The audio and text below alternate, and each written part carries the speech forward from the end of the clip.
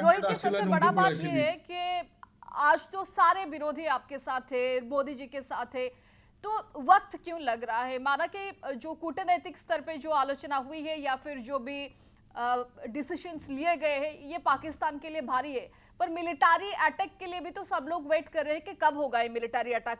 और सबसे बड़ी बात कि सारे विरोधी आपके साथ हैं। देखिए, जब देश का किसी अन्य देश के साथ युद्ध का विषय आएगा तो 100% प्रत्येक नागरिक राष्ट्र की अस्मिता को अपनी अस्मिता मानकर चट्टानी एकता के साथ खड़ा रहेगा। अगर यह कोई नहीं करता है तो आप समझिए कि उससे बड़ा राष्ट्र विरोधी कोई नहीं हो सकता है। आज देश के एक आम नागरिक की कैपेसिटी से, हम किसी पॉलिटिकल पार्टी से अलाइंड नहीं हैं, I am not associated with any political party, पर देश के एक नागरिक हम हैं। और जिस प्रकार से पिछले कई वर्षों में जम्मू कश्मीर के अंदर प्रगति का मार्ग प्रशस्त हुआ, विकास प्रशस्त हुआ, घाटी के अंदर अमन शैन और शांति की स्थापना हुई, इसके पीछे कहीं ना कहीं भारत सरकार का सदप्रयास था। हुर्रियत को जिस प्रकार से भारत सरकार ने समाप्त किया, वह भी एक बहुत बड़ी कूटनीतिक जीत थी भारत सरकार की, जिसके कारण पाकिस्तान कमजोर पड़ा, पाकिस्तान कमजोर हुआ, पाकिस्तान परस्ती की बातचीत भारत के अंदर कमजोर पड़ी। पहले हुर्रियत क्या करता था यह आपको और पूरी दुनिया और देश के लोगों को मालूम है। देखिए, सरकार फूंक फूंक कर कदम रख रही है और सरकार स्ट्रांग डिसीजन लेगी। प्रधानमंत्री मोदी जी आज वर्ल्ड लीडर हैं, स्ट्रांग लीडर हैं, ये जो बोलते हैं वो करते हैं। अभी सहगल साहब बोल रहे थे कि पिछले बार जब उड़ी की घटना हुई और प्रधानमंत्री जी केरल में भाषण दे रहे थे और उन्होंने केरल से कहा कि हम जवाब देंगे, मुंहतोड़ जवाब देंगे, और ऐसा जवाब दिया कि पाकिस्तान की सत्ता हिल गई, पाकिस्तान के हुक्मरानों को नींद नहीं आई।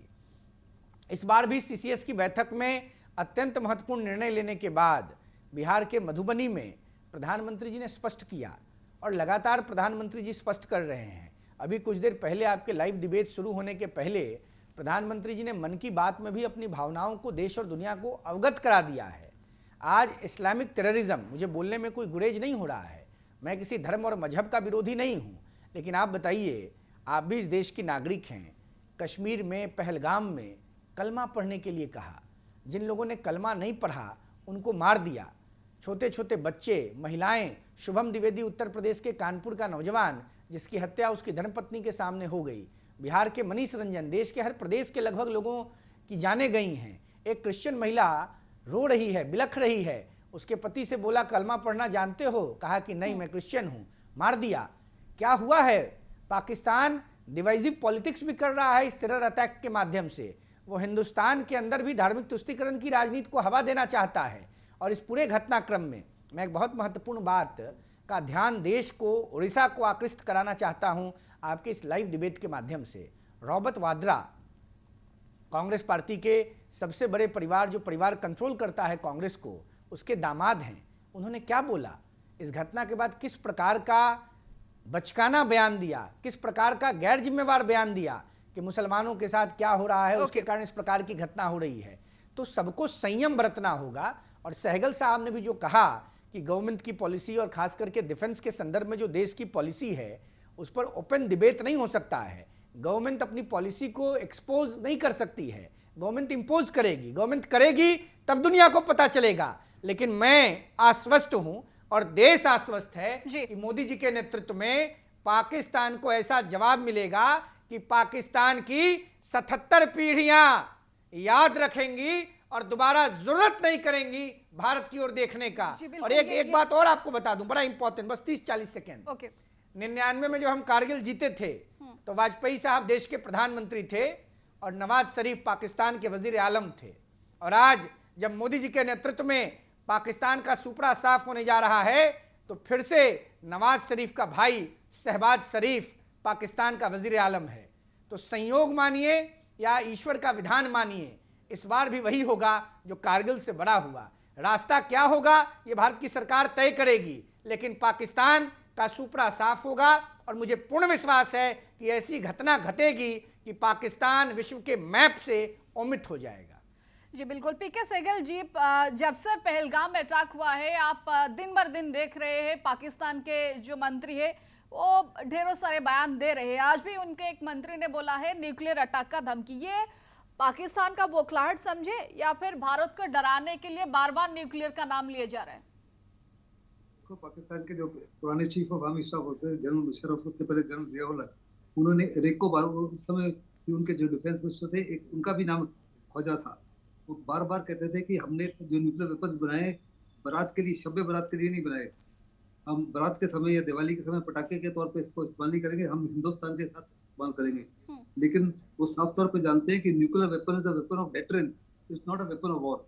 अगर गलती से भी, जब बिल क्लिंटन ने प्रधानमंत्री जी को बताया कि पाकिस्तान ने सरगोदा से F-16 को मूव कर दिया है, उनके ऊपर न्यूक्लियर वेपन लगा दिए हैं और न्यूक्लियर मिसाइल को मूव कर दिया है, आप हमारे पास वाशिंगटन में आइए ताकि नवाज शरीफ से बात कर सके। अटल बिहारी वाजपेयी का जवाब था कि मैं तो उधर नहीं आऊंगा, लेकिन नवाज शरीफ जी को बता दीजिए कि अगर उन्होंने गलती की, एक भी न्यूक्लियर मिसाइल या न्यूक्लियर वेपन का इस्तेमाल कर रही, तो 8 से 10 मिनट उसके बाद में पाकिस्तान का हमेशा हमेशा नामो निशान मिट जाएगा। उन्होंने कहा हम कम से कम 500 टारगेट्स, पाकिस्तान के सिटीज और मिलिट्री टारगेट जो एसेट्स है, एक ही समय में बर्बाद कर देंगे। ये है हिंदुस्तान की ताकत, ये है हिंदुस्तान का दम। अगर आपको याद है तो जब 71 वॉर हुई थी तो इंदिरा गांधी ने बड़ा प्रेशराइज किया था उस समय अपने जनरल मानिक शॉ को कि अप्रैल में लड़ाई शुरू कीजिए। उन्होंने कहा कि देखो, लड़ाई का मकसद होता है कि हमको जीत हासिल करनी है, और जीत हासिल करने के लिए I have to prepare my army. और उन्होंने कहा हमको ऐसे समय का इस्तेमाल करना है जब बॉर्डर पासेस चाइना के साथ क्लोज होंगे। और उन्होंने कहा अगर इस समय हम करेंगे तो वहाँ रिवरिंग ट्रेन है, बारिश का माहौल है, हम फंस जाएंगे, हम हार जाएंगे। और लड़ाई शुरू हुई कब? दिसंबर में, 8 महीने के बाद में। इसी माफिक हमको हर प्रकार की तैयारी करनी है, ये इंश्योर करने के लिए कि जीत हो और बड़ी जीत हो, हिंदुस्तान का कम से कम नुकसान हो। देशवासियों को संयम बरतना पड़ेगा जी। इस समय। बहुत लकी है कि बहुत मजबूत सरकार है, बहुत डिसाइसिव सरकार है, बड़ी मैच्योर्ड सरकार है। जो भी फैसला लेगी बड़े सोच समझ कर लेगी और कहीं सही तरीके से लेगी। हम इस समय इंटरनेशनल एनवायरनमेंट को शेप करना बड़ा लाजमी होता है। आपको याद होगा 71 से पहले मिसेस गांधी वर्ल्ड टूर पर गई थी इंटरनेशनल एनवायरनमेंट को शेप करने के लिए। उसी समय उन्होंने Indo Soviet friendship treaty sign की थी, जिसके तहत पाकिस्तान की मदद में ना तो अमेरिका आ सका ना चाइना आ सका।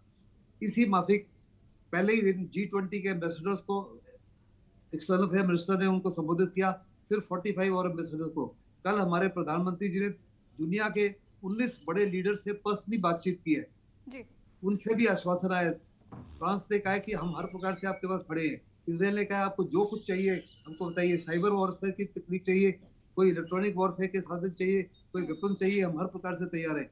ट्विटर ने कहा हम प्रकार से आपके साथ खड़े हैं। जहां तक ट्रंप का ताल्लुक है, लेकिन ट्रंप ने साफ तौर पे इशारों में कहा है कि वास्तव में आप जो भी फैसला लेंगे, यू हैव आवर बैकिंग। इस समय अमेरिका के जो 5 मुख्य उनके ब्यूरोक्रेट्स हैं, चाहे माइक वॉल्ट्स हो, चाहे माइक रूबियो हो, चाहे काश पटेल हो, चाहे जेडी वांस हो या तुलसी गबार्ड हो, सारे के सारे इंडिया के सपोर्टर्स हैं। इंडिया इस समय बहुत अच्छी सिचुएशन में है। इंटरनेशनल एनवायरनमेंट शेप हो चुका है। वर्ल्ड सपोर्ट हमने भारत के इकोनॉमिक साथ है, तभी डिप्लोमेटिक पाकिस्तान के पास कौन है? कोई भी नहीं। और ये बौखलाहट पता चल रहा है पाकिस्तान से।